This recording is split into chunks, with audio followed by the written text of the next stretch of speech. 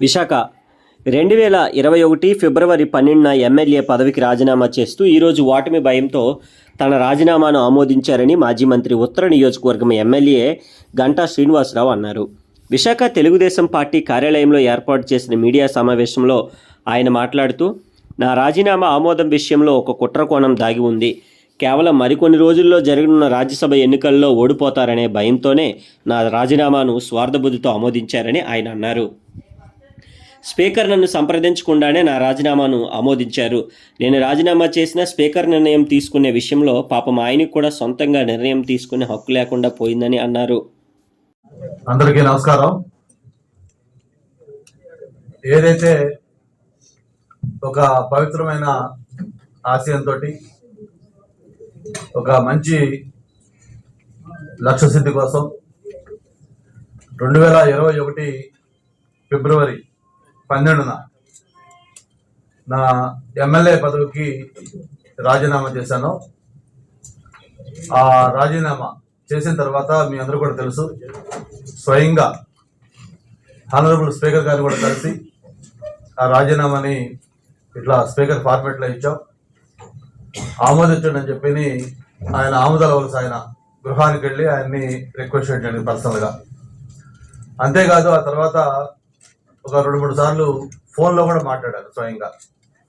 ఇట్లా రాజీనామా ఇచ్చాం, ఏమన్నా టెక్నికల్గా మీకు ఇబ్బంది లేదు, దాంట్లో ఫార్మేట్లో ఇచ్చాం. ఈ రాజీనామా ఉద్దేశం కూడా ఏంటంటే, ఏదైతే ఒక తెలుగువాడి గుండె చప్పుడు, ఒక విశాఖపట్నానికి ఒక ఆత్మగౌరవం, ఎంతోమంది ప్రాణత్యాగంతో పోరాట సాధించుకున్న విశాఖపట్నం స్టీల్ ప్లాంటు ప్రైవేటైజ్ అయిపోతుంది. ఈ ప్రైవేటైజేషన్ కాకూడదు ఎట్టి పరిస్థితుల్లో. విశాఖపట్నంలో ఎదిగిన వ్యక్తిగా, విశాఖపట్నం ద్వారా గుర్తింపు పొందిన వ్యక్తిగా, ఒక గౌరవం పొందిన వ్యక్తిగా విశాఖపట్నానికి సంబంధించిన గుండె చప్పుడు ఆగిపోతుంటే నా వంతు బాధ్యతగా నేను అప్పుడు ఉన్న ఎమ్మెల్యే పదవికి రాజీనామా చేయాలని నిర్ణయం తీసుకొని ఆ రోజు అందరి ముందు చెప్పడమే కాకుండా స్టీల్ ప్లాంట్ ఏదైతే గత 3 సంవత్సరాలుగా పోరాటం చేస్తా ఉన్నారో ఆ పోరాట కమిటీ దగ్గర కూడా అఫీషియల్గా మళ్ళీ ఆ రాజీనామా లేఖను కూడా ఇవ్వడం జరిగింది. అయితే మనం ఎన్ని సార్లు ఆయన కలిసినా అడిగినా ఆ రాజీనామాని ఒక కోల్డ్ స్టోరేజ్లో ఉంచడం జరిగింది.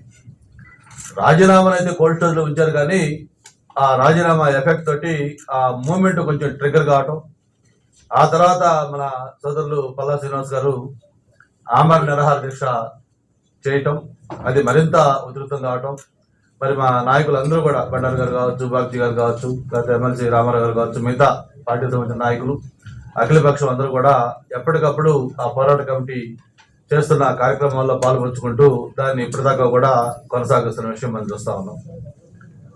అయితే నేను ఇక్కడ ఒకటే మీ ద్వారా ఈ ప్రభుత్వ పెద్దలు తెలియజేస్తా ఉన్నాను. ఆ రోజు నేను రాజీనామా చేసినప్పుడు, లేదు పల్లా శ్రీనివాస్ ఆమరణ నిరాహార దీక్ష చేసినప్పుడు, ఈ ప్రభుత్వ పెద్దలు అప్పట్లో ఇక్కడ ఇన్ఛార్జిగా ఉన్న ఎంపీ రాజ్యసభ సభ్యులు సాయిరెడ్డి గారు, లేకపోతే జిల్లాకు సంబంధించిన మంత్రులు, లేకపోతే అధికార పార్టీ ఎమ్మెల్యేలు కొంతమంది మాకు సంఘీభావంగా కానీ వాళ్ళు ఇటువంటి పోరాటాలు కానీ చేస్తుంటే ఖచ్చితంగా కేంద్ర ప్రభుత్వం దిగొచ్చి ఉండేది. కానీ ఏదో కాకమ్మ కబుర్లు చెప్పడం, లేకపోతే కుంటి సాకులు చూపించడం, తూతూ మంత్రంగా మేము కూడా ఈ స్టీల్ ప్లాంట్ ప్రైవేటైజేషన్కి వ్యతిరేకం అని చెప్పి కబుర్లు చెప్పడం తప్ప ఆచరణలో ఎక్కడా కూడా దానికి సంబంధించిన పోరాటాలు కానీ లేకపోతే సంఘీభావం కానీ తెలియజేయాలి. ముఖ్యమంత్రి గారు అయితే ఈ నిర్ణయం వచ్చిన తర్వాత కొన్ని 100 సార్లు విశాఖపట్నం వచ్చి ఉంటారు, విశాఖపట్నం ఎయిర్పోర్ట్కి వచ్చి ఉంటారు, విశాఖపట్నం చుట్టుపక్కల ప్రాంతాలకు వచ్చి ఉంటారు. కనీసం పోరాట కమిటీ కలవాలని ప్రయత్నం చేస్తే కూడా ఒక్కసారి, అది కూడా ఎయిర్పోర్ట్ బయట ఒక టెంట్లో, అది మొక్కుబడి తంతుగా కలిసి వాళ్ళ దగ్గర ఒక రిప్రజెంట్ తీసుకున్నాడు. మన పక్క రాష్ట్రాల్లో ఛత్తీస్గఢ్ వాటికి సంబంధించిన రాష్ట్రాలు, అక్కడ ఒక ప్లాంట్ ప్రైవేటైజేషన్కి కేంద్రం నిర్ణయం తీసుకుంటే అక్కడ ముఖ్యమంత్రి ఏ విధంగా స్పందించాడో ఒక్కసారి మనం గుర్తు చేసుకోవాల్సిన అవసరం ఉంది. మరి ఒక ముఖ్యమంత్రి హోదాలో మీరు రండి చూస్తాను, ఎవరు వచ్చి ఈ ప్లాంట్ తీసుకుంటారో వాళ్ళ సంగతి నేను చూస్తానని చెప్పి ఎప్పుడైతే ముఖ్యమంత్రి అన్నాడో వాళ్ళ ప్రైవేటైజేషన్ ప్రాసెస్ మొత్తం కూడా ఆపు చేయాల్సిన పరిస్థితి ఆ రాష్ట్రంలో వచ్చింది. మరి ఇక్కడ మన రాష్ట్రంలో ఉన్న ముఖ్యమంత్రి ఏ రోజు కూడా ఈ స్టీల్ ప్లాంట్ ప్రైవేటైజేషన్ సంబంధించి ఒక్కటంటే ఒక్కసారి కేంద్రంలో వెళ్ళి మోడీ గారితో గట్టిగా మాట్లాడిన సందర్భాలు లేవు. అయితే ఇక్కడ మనం కూడా అర్థం చేసుకోవాలి, ఎవరు గట్టిగా మాట్లాడగలరంటే ఎవరైతే చిత్తశుద్ధిగా నిజాయితీగా ఉంటారో అటువంటి వాళ్లే కేంద్రం నిలదీయగలరు. కానీ మన దురదృష్టం, పాపం జగన్మోహన్ రెడ్డి గారికి లెక్కలేనన్ని కేసులు మెడ మీద వేలాడుతూ ఉన్నాయి. మరి ఆయన మోడీ దగ్గరికి వెళ్ళి మెడలు వంచుకోవాలి తప్ప మెడలు వంచే పరిస్థితి మోడీ గారిది ఆయన చేయలేడు. అది ఆయన ఆసక్తి.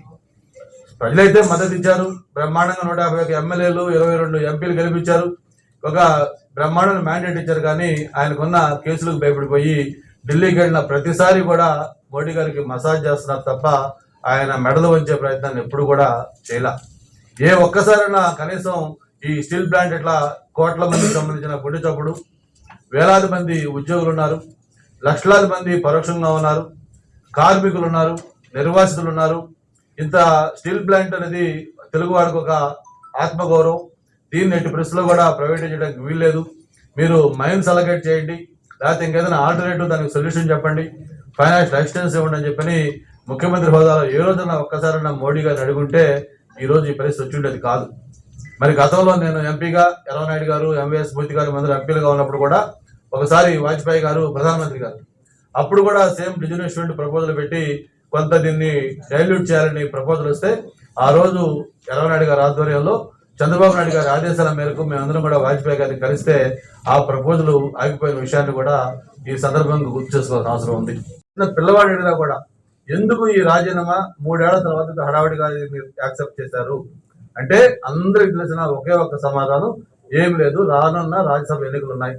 రేపు ఏప్రిల్ 2వ తారీఖు తోటి ఇప్పుడున్న ఈ 3 రాజ్యసభ సభ్యులు వాళ్ళ టెన్యూర్ అయిపోతుంది కాబట్టి కొత్త నోటిఫికేషన్ వస్తుంది. మళ్ళీ ఒక 3 రాజ్యసభ ఎన్నికలు అవుతా ఉన్నాయి. ఆ రాజ్యసభ ఎన్నికల్లో గెలవాలి అంటే, ఎందుకంటే ఆయనకు మొన్న జరిగిన ఎమ్మెల్యేల ఎమ్మెల్సీ ఎన్నిక ఇంకా మర్చిపోవాల. ఆ రోజు దిమ్మ తిరిగే ప్రశ్న, ఆ రోజు మొత్తం ఫలితాలు వచ్చాయి. ఏదైతే మా అనురాధ గారు ఎమ్మెల్సీని పెడితే ఎలాగైతే మనం గెలిచామో ఇప్పుడు రాజ్యసభలో కూడా ఖచ్చితంగా 3 రాజ్యసభ సభ్యులు వాళ్ళు గెలిచే పరిస్థితి లేదు. ఖచ్చితంగా తెలుగుదేశం పార్టీ మద్దతు ఇచ్చిన వాళ్ళు, లేకపోతే వైసీపీకి సంబంధం లేని వాళ్ళు ఒక రాజ్యసభ ఖచ్చితంగా 100కి 100 పాళ్ళు గెలిచే అవకాశం ఉంది. అందుకే ఈ రోజు దాన్ని అడ్డుకోవాలి. ఎలాగైనా సరే రాజ్యసభలో 3 సీట్లు గెలుచుకోవాలంటే తెలుగుదేశం పార్టీకి సంబంధించిన బలం తగ్గించాలి. ఒక్క ఓటైనా తగ్గించగలిగితే మనం దీనికి సక్సెస్ అయినటువంటి ఉద్దేశంతో అప్పటికప్పుడు హడావుడిగా ఈ రాజీనామాని యాక్సెప్ట్ చేసి, మేమందరం కూడా నిన్న టీవీలో వస్తూ చూసాం.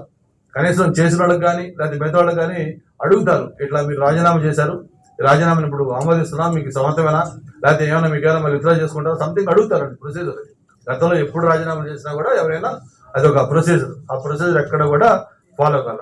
దాన్ని చేసేసేసి నిన్న నోటిఫికేషన్ కూడా ఇచ్చేసారు. దీన్ని ఆల్రెడీ మొత్తం నేను యాక్సెప్ట్ చేయటం, వెంటనే ఆ అసెంబ్లీ సీటు ఖాళీ అయిపోయినట్టుగా దీన్ని నోటిఫికేషన్ లో కూడా పెట్టేయడం జరిగింది. అంటే ఎంత కుట్ర కోణంతో ఈ ప్రభుత్వం పనిచేస్తుందో అందరం కూడా అర్థం చేసుకోవాలని చెప్పి కూడా తెలియజేసుకుంటూ, నేను ఏదైతే ఆ రోజు రాజీనామా చేశానో దానికి ఇప్పటికి కూడా నేను కట్టుబడి ఉన్నాను.